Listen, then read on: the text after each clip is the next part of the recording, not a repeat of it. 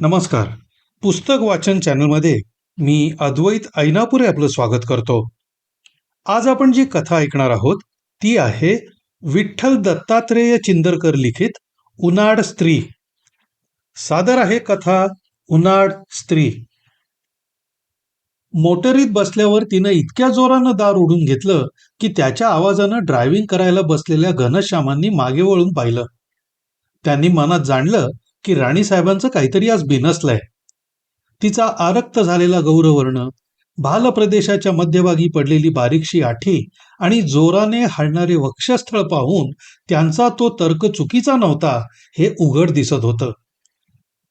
मोहिनी खरोखरच अस्वस्थ झाली होती. घनश्यामांनी पुन्हा एकदा मागे वळून तिच्याकडे पाहिलं. ती काहीच बोलत नाही असं पाहून त्यांनी मोटर चालू केली आणि हळूच विचारलं, मेट्रोला जायचं ना? मोहिनीनं उत्तरादाखल नकारदर्शक फक्त मान हलवली. तिच्या नकारानं त्यांना आश्चर्य वाटलं. त्यांनी मनात खूणगाठ बांधली की आजचा प्रकार काही औरच आहे. त्या प्रमत्त मानिनीला समजावण्याचे प्रसंग त्यांच्यावर काही पूर्वी आले नव्हते असं नव्हे, पण आजचा प्रकार काही वेगळाच आहे असं त्यांना वाटल्या वाचून राहिलं नाही. राणी, आजचं पिक्चर सुंदर आहे अगदी. त्यांनी पुन्हा एक वार तिच्याकडे पाहिलं. मग जायचं सिनेमाला ना? नाही जायचं, मोहिनीनं थोड्या तिरस्कारानंच पण जोरानं उत्तर दिलं. तेव्हा मात्र त्यांचा नाईलाज झाला. त्यांनी आपली मोटर तडक घराकडे वळवली. मलबार हिलवर राहणाऱ्या आपल्या एका मित्राच्या आग्रहावरून त्याला भेटण्यासाठी घनश्याम आणि मोहिनी गेली होती. कुंभकोणम बँकेच्या मुंबई शाखेचा तो मित्र मॅनेजर होता. मलबार हिलवर एका सुंदर बंगल्यात तो राहत होता. त्याचा तो बंगला आणि त्याहून आकर्षक अशी त्या बंगल्यातील मांडणी आणि उंची उंची फर्निचर पाहून मोहिनीला अतिशय आनंद वाटला. आणि त्या बंगल्यात राहणाऱ्या मालकिणीचं असामान्य रूप पाहून तिला असूया वाटल्या वाचून राहिली नाही. इकडल्या तिकडल्या गोष्टी झाल्यावर त्या मालकिणीनं आपला तान्हुला बाळ आणून मोहिनीजवळ दिला. त्याला आपल्याजवळ घेताना त्याचा जो पहिला स्पर्श मोहिनीला झाला त्यानं ती दचकली. आपल्या हातातून तो गळून पडतो की काय असं तिला वाटलं. तिनं त्याला सावरलं. बोटात शिरलेलं एवढंसं कुसळ माणसाला बेचैन करून सोडतं. तिच्या मनातही असंच एक कुसळ ऋतून राहिलं होतं. त्या प्रसंगानं ते शल्य तिच्या मनाला टोचू लागलं. एका तान्हुल्याचा गोड चेहरा तिच्या दृष्टीसमोर येऊन उभा राहिला. त्या चेहऱ्याचे डोळे आपल्याकडे उत्सुकतेनं पाहत आहेत आणि त्याचे दोन चिमणे हात आपल्याला जणू बोलावित आहेत असा तिला भास झाला. तिचा चेहरा पांढरा फटफटीत पडला. ओठ सुकून गेले. घशाला कोरड पडली. हातातील मुलाला त्याच्या आईकडे देत ती रुक्ष कंठानं म्हणाली, घ्या बाई आपल्या मुलाला. त्याच्या आईनं आपल्या बाळाला घेत म्हटलं, थोड्या दिवसांनी होईल हो सवय. ती त्या बाळाचे मुके घेऊ लागली. त्याला आपल्या हृदयाशी बिलगवू लागली. ते दृश्य मोहिनीला पाहवलं नाही. पावसाळ्यात पायाला काटा डसून शरीराला वेदना व्हाव्या तशागत तिची स्थिती झाली. तिनं घाईघाईनं त्यांचा निरोप घेतला आणि तडक आपल्या मोटारीत जाऊन बसली. घनश्याम कोणत्या तरी महत्वाच्या विषयावर आपल्या मित्राशी गप्पा करत होते, पण त्यांना त्या अर्धवट सोडून मोहिनीच्या मागे जावं लागलं. आपल्या घरी मोटार येताच मोहिनी लगबगीनं दार उघडून उतरली. तिची परतफेक इतक्या जोराची होती की मोटरीत बसतानाची स्मृती घनश्यामांना झाली. तिला उतरविल्यावर ते तडक सिनेमाला एकटेच निघून गेले. घरी आल्याबरोबर तिनं पलंगावर घालून घेतलं.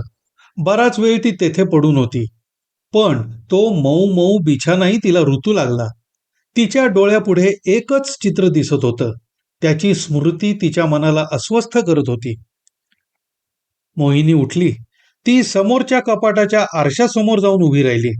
तिनं आपल्या प्रतिबिंबाकडे पाहिलं. तिची वेशभूषा पार चुरगळून गेली होती. फोफावलेल्या केळीसारखं तिचं लावण्य भग्न केळीसारखं झालं होतं. चापचोपून बसवलेली केशभूषा मोडून गेली होती. तरीही तिला आपल्या रूपाचा मोह वाटला. ओवळीची फुलं सुकली म्हणून त्यांचा वास थोडाच नाहीसा होतो. तशा स्थितीतही तिला आपण सुंदर आहो याचा अभिमान वाटला. ती आपल्या प्रतिबिंबाकडे रोखून पाहू लागली आणि त्याच वेळी तिची दृष्टी आरशात दिसणाऱ्या कॅलेंडरवर गेली. बाळाला हृदयाशी बिलगून धरलेल्या एका मातेचा तो फोटो होता. भिंतीवर टांगलेल्या त्या कॅलेंडरचं प्रतिबिंब आरशात पडलं होतं. मोहिनीची दृष्टी त्यावर स्थिर झाली. ती विचार करू लागली, माझ्या शेजारी असाच माझा दिलीप बाळ असता तर, माझा बाळ असूनही मला नसल्यासारखा झालाय. तिचं हृदय व्यथित झालं. जड अंतःकरणानं तिनं कपाटाचं दार उघडलं. आतल्या एका खणातील पत्रांचे पुडके तिनं बाहेर काढले. त्यातील निरनिराळ्या पत्रांवरून तिनं दृष्टी फिरवली आणि एका विशिष्ट पत्रावर आपली दृष्टी स्थिर केली. त्या पत्रात लिहिलं होतं, बोलून चालून उनाड महिना तुझ्या नादी लागून मी माझ्या आयुष्याची माती केली. आज वर मान करून लोकांकडे पाहण्याचं धैर्य माझ्यात नाही. कॉलेजात अनेक तरुणांना आपल्या रूपाच्या दीपकळी सभोवार फिरणारे पतंग बनवलंस आणि बळी पडला माझा. आज याला नादी लाव, उद्या त्याला लाव असं तुझं वर्तन. मीच मूर्ख तुझ्या प्रीतीनं वेडा झालो आणि लग्नाची बेडी अडकवून घेतली. पण तू कसली खंबीर. तुझ्यासारख्या उनाड बाईला लग्नाचं बंधन काय कामाचं. तू ते मोडून मोकळी झालीस त्याच्या वैभवावर भाळून. आपल्या नेहमीच्या लोकांना नादी लावण्याच्या स्वभावास अनुसरून तू आपल्या जातीवर गेलीसच. बरं झालं सुटलो एकदा तुझ्यासारख्या बायकोच्या तडाख्यातून. तुझ्याबद्दल मला वाईट वाटत नाही, कारण बोलून चालून तू उनाड. वाईट वाटतं ते चिमण्या दिलीप बाळाबद्दल. बरं जाऊ दे, आता त्याचा प्रतिपाळ करणं हेच माझ्या आयुष्याचं ध्येय. व्यंकटराव. मोहिनीच्या हातून पत्र गळून पडलं. तिचे पूर्वाश्रमीचे पती व्यंकटराव यांचं ते पत्र होतं. त्यांच्यापासून बडोदे राज्यात घटस्फोट घेतल्यानंतर आलेलं अखेरचं ते पत्र होतं. ती विचार करू लागली, खरोखरच का आपण उनाड स्त्री आहो. खरोखरच का वैभवाची आपणास हाव आहे. मोहिनीच्या डोळ्यापुढे तिच्या गतायुष्याचा चित्रपट दिसू लागला. त्या चित्रपटाला क्षणात बोलपटाचं स्वरूप आलं. तो जणू बोलू लागला, मोहिनी, खरंच तू उनाड नाहीस का. कॉलेजचा उंबरठा ओलांडण्यापासून तू आपलं स्त्री चरित्र किती लोकांना दाखवलंस. किती तरुणांना नादी लावून आपली चैन चालवलीस. किती तरुणांचं आशा मनोरे उद्ध्वस्त केलीस. मुंबई इलाख्यातील एक तरी कॉलेज तुझ्या चरणधुळीनं पुनीत झाल्याशिवाय राहिलंय का. शेवटी तू बडोदे गाठलंस, तिथेही तोच प्रकार. आणि जेव्हा का व्यंकटरावांची गर्भश्रीमंती तुझ्या डोळ्यात भरली, तेव्हा कॉलेजातील इतर तरुणांचा आशाभंग करून तू त्यांचीच सहचारिणी झालीस. व्यंकटरावांनी तुझ्यावर किती प्रेम केलं. साऱ्या नातलगांचा विरोध असतानाही त्यांनी त्याला न जुमानता तुलाच आपल्या पत्नीपदाचा मान दिला. त्या प्रेमळ पतीच्या सहवासातील 2 वर्ष तुला 2 युगांप्रमाणे वाटली असतील आणि मित्र म्हणून त्यांच्याकडे राहायला आलेल्या घनश्यामवर तुझं मन गेलं. त्याचा मुंबईचा महालक्ष्मीवरील भव्य बंगला आणि चेकबुकातील प्रचंड आकडा ही तुला लोभसवाणी वाटली. आणि प्रेमळ पती आणि ताना बाळ यांना एकाकी टाकून तू घटस्फोट घेऊन घनश्यामांबरोबर गेलीस. तुझ्या घटस्फोटाचा अर्ज व्यंकटरावांना वज्राघातासारखा वाटला. त्यांनी काही विरोध न करता तुला घटस्फोट घेऊ दिला. आज तरी तू पूर्ण समाधानी आहेस का. घनश्याम तरी तुझ्या हृदयाचे स्वामी होऊ शकले का. मलबार हिलवरील त्यांच्या धनाढ्य मित्रांवरही तुझी दृष्टी जातेच. तुला उनाड स्त्री का म्हणू नये. पतीचं सोडा, पण तू आपल्या तानुल्याला कशी विसरलीस. त्या निष्पाप जीवानं असं काय पाप केलं होतं. मोहिनीला ही अदृश्यवाणी ऐकवेना. हा भास तिला खरोखरीचाच वाटला. ती स्वयंस्फूर्तीनच उद्गारली, नाही नाही, माझ्या बाळाला मी टाकणार नाही. माझा बाळ, माझा बाळ, माझा दिलीप. तिनं कावऱ्या बावऱ्या इकडं तिकडं पाहिलं. समोरच्या आरशातील प्रतिबिंब तिच्याकडे पाहत होतं. तिला स्वतःचाच राग आला. मोहिनी बावरून गेली. खरंच माझा बाळ कुठे. मोहिनी स्वतःलाच विचारू लागली. तिच्या हृदयाला शतशः वेदना होऊ लागल्या. तिची स्तनाग्र उत्तेजित झाली. बाळाला हृदयाशी धरून पाजावा असं तिला तीव्रतेनं वाटू लागलं. तिच्या स्तनांतून दूध वाहू लागलं. तिनं अगतिक होऊन टेबलावर डोकं टेकलं. आणि त्या रात्रीच्या काठेवाड एक्सप्रेसनं बडोद्याला जाताना तिच्या डोक्यात बाळासंबंधीचेच विचार घोळत होते. बाळ कसा असेल, तो काय करत असेल, तो आपल्याला ओळखेल का. ओळखणार कुठून. त्याला सोडून आपण आले तेव्हा अवघा वर्षाचा असेल नसेल आणि त्याला आईची ओळख दिली तरी तो आपल्याकडे येईलच कशावरून? व्यंकटरावांनी त्याला आईचा तिरस्कार करायला शिकवलं असेल तर कसा ओढा लागावा बाळाला? माझं बाळ ते, असं म्हणून बाळासाठी घेतलेल्या कचकड्याच्या बाहुलीला तिनं आपल्या उराशी कवटाळलं. जणू सारं साठलेलं वात्सल्य ती त्या बाहुलीवर वर्षाव करत होती. गाडीच्या हेलकाव्याबरोबर तिचं मनही हेलकावे खात होतं. रात्री एकदा ती जागी झाली तेव्हा घनश्यामाचा विचार तिच्या डोक्यात आला. बडोद्याला जाण्याची तयारी केली तेव्हा त्यांनी विचारलं होतं, कुठे निघालीस? बडोद्याला. का? मैत्रिणीला भेटायची इच्छा झाली. ही कोण बुवा मैत्रीण? तुम्हाला काय करायचंय त्याच्याशी? आज नाही गेलं तर चालणार नाही का? नाही, आजच जाणं अवश्य आहे मला. त्यावर घनश्याम काही बोलले नाहीत. त्यांना तिचं जाणं आवडलं नाही असं दिसलं. पण तिचा करारी स्वभाव त्यांच्या परिचयाचा असल्यामुळं त्यांनी तिच्या मर्जीप्रमाणे घेतलं. नोटांचं पुडकं तिच्याकडे देत ते म्हणाले, सांभाळून जा. आणि त्यांच्या या वागणुकीचं स्वागत तिनं एक तिरस्काराचा कटाक्ष फेकून केलं होतं. गाडीत या प्रसंगाची तिला स्मृती झाली तेव्हा हाच तिरस्कार तिच्या चेहऱ्यावर उमटला. सकाळी बडोदे स्टेशनवर गाडीतून उतरताना मोहिनीनं उत्सुकतेनं आजूबाजूला पाहिलं. आपल्याला कोणी ओळखते की काय अशी शंकायुक्त भीतीच या उत्सुकतेच्या बुडाशी होती. आणि स्टेशनच्या बाहेर पडेपर्यंत कित्येक ओळखीचे चेहरे तिच्या नजरेला पडले तेव्हा ती अधोवदन करीत चालू लागली. मोटरनेच ती शहरात जाण्यास निघाली.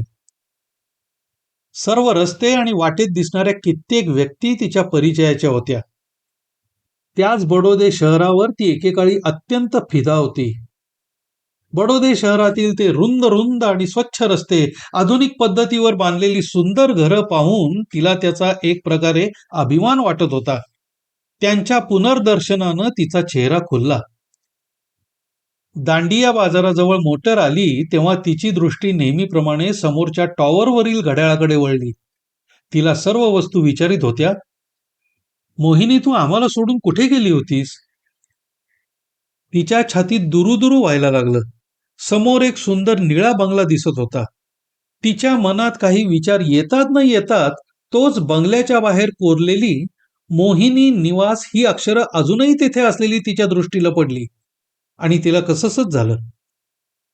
मोटरवाल्याच्या हातावर 4 नाणी ठेवून ती मोटरमधून उतरली. यावेळी मात्र तिनं मोटरचं दार कसं अलगद हळुवार हातानं लावून घेतलं. आपली छोटीशी बॅग हाती घेऊन ती बंगल्याच्या आवारात शिरली. तिला समोर येताना पाहून दरवाजावर बसून चिलीम ओढण्यासाठी तोंडाजवळ गेलेले रामदीन भैयाचे हात तसेच जागच्या जागी राहिले. आश्चर्याच्या भरात त्याची चिलीम गळून पडली. तो आ वासून तिच्याकडे पाहत उभा राहिला. त्याच्याकडे दृष्टिक्षेप न करता मोहिनी तडक आत शिरली. तेथील सर्व वस्तू तिच्या परिचयाच्या होत्या, पण त्या तिला परक्या वाटू लागल्या. आत शिरताना तिला विलक्षण संकोच वाटू लागला आणि दिवाणखान्यात येताच ती किंचित थपकून उभी राहिली. जवळच लागून असलेल्या व्यंकटरावांच्या खोलीतून तिला बोलणं ऐकू येत होतं. दिलीप, राजा उठायचा ना आता? उठा उठा, किती झोपायचं? आणि त्यानंतर कोणाची तरी मधुर हालचाल मोहिनीच्या कानी पडली. झाडलेला आळस आणि त्यावेळी काढलेला विशिष्ट हुंकार तिला ओळखीचा वाटला. पुन्हा आवाज आला, उठलास? चला आता तोंड धुवायचं, खाऊ खायचा नि भूर जायचं. कुठे जायचं? मोहिनीनं ओळखलं की हा स्वर आपल्या बाळाचाच आहे. त्या आवाजानं तिच्या अंगावर सुखकारक रोमांच उठले. खूप लांब जायचं, राजवाडा पाहायला जायचं. हे उत्तर व्यंकटरावांचं आहे हे मोहिनीनं ओळखलं. नको मला राजवाडा, आपण मुंबईला जाऊ आईला आणायला. आई कधी येणार सांगा?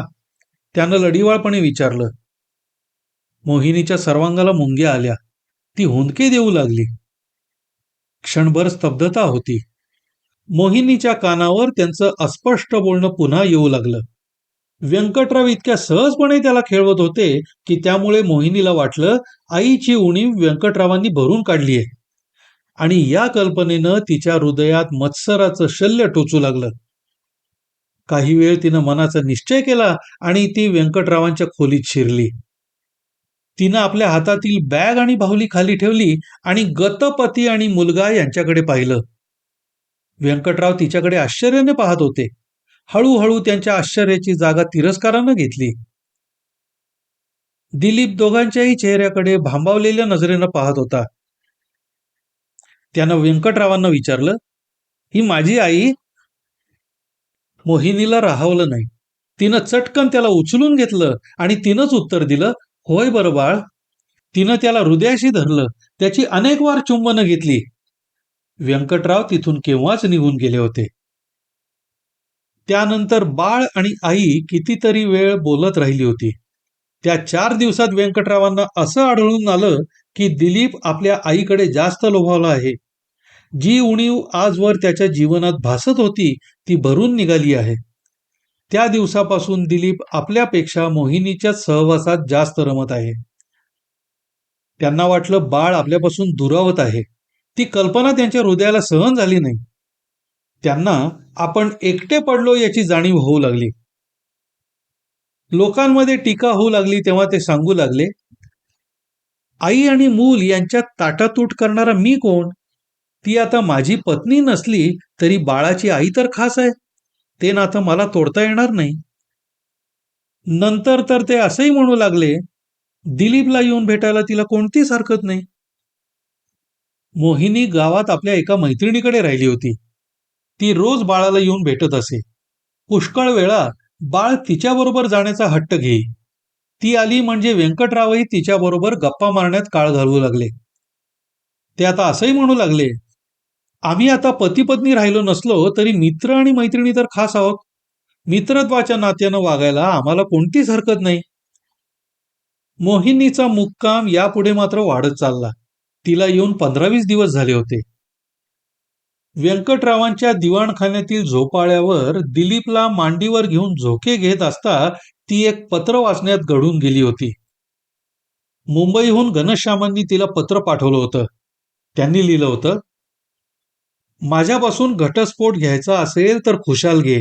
मी तुला आडकाठी करत नाही. तुझ्याबरोबर लग्न केलं हाच गुन्हा झाला. तुझं आजवरचं उनाड वर्तनच सांगत होतं की तू असं काहीतरी करशील म्हणून. तेव्हा मला आश्चर्य वाटत नाही. बोलून चालून उनाड स्त्री तू. घनश्याम. मोहिनीनं स्मित केलं. तिनं पत्राची घडी करून ठेवून बाळाचा एक पापा घेतला आणि ती जोरानं झोके देत बाळाला गाणं म्हणू लागली. यावेळी आपल्या खोलीत बसून व्यंकटराव आपल्या डायरीत लिहित होते, कसं झालं तरी माझ्या बाळाची आई आहे ती. ती शिवाय